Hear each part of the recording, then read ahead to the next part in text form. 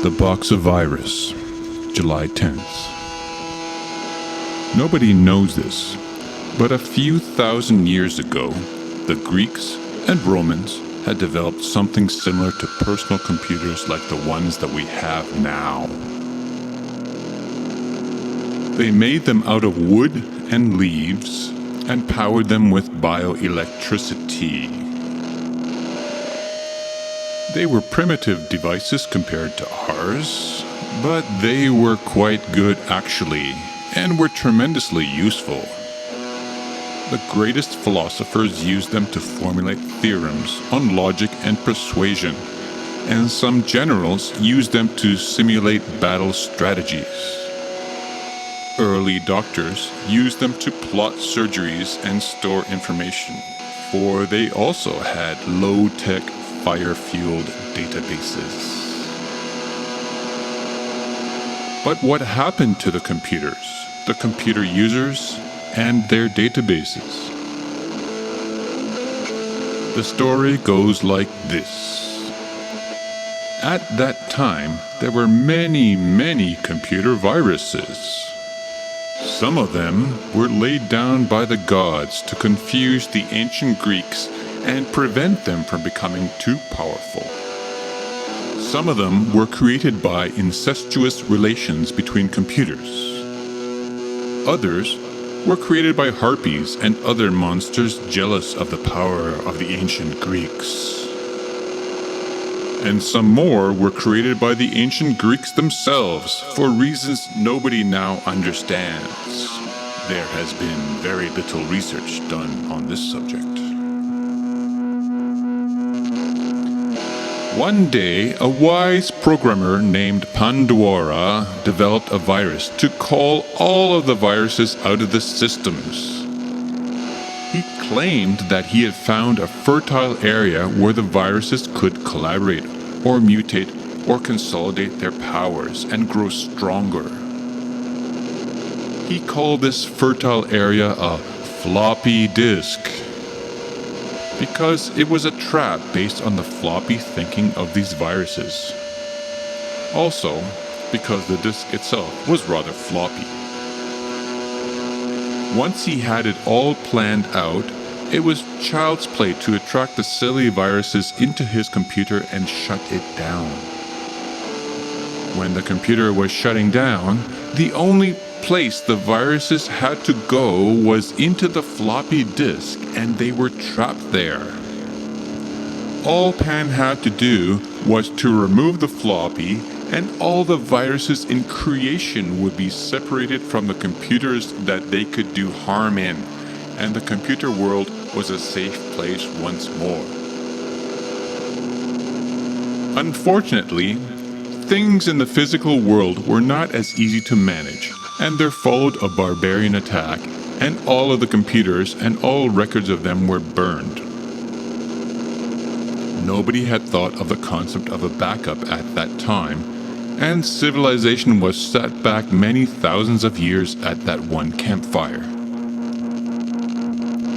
Nothing ever became of Pan after that, and he and his disk fell into one enemy's hands after another. He kept urging these barbarians to boot up with the disk. He claimed the disk had some nudie pictures on it, but the barbarians were too busy raping and pillaging to care about that. One of them even took some time out of pillaging and raping to liberate old Pan of his head. But surely something as monumental as a Pandora's box of all computer viruses could not have gone away and never come back. Perhaps this disk didn't originate in the time of the ancient Greeks, and not even in the times of the barbarians or the Turks or the Bulgars, or even in Tsarist Russia.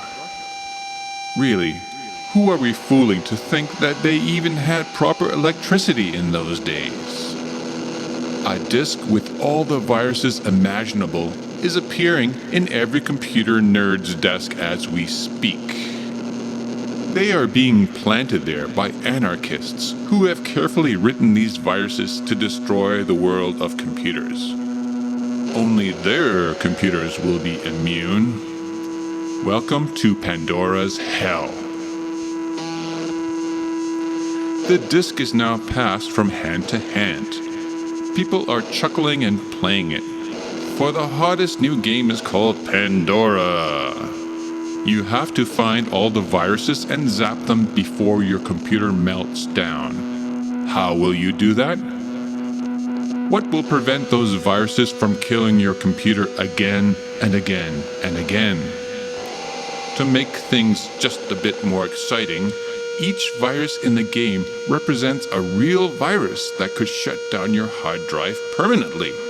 The clock strikes midnight on New Year's Eve, 2999.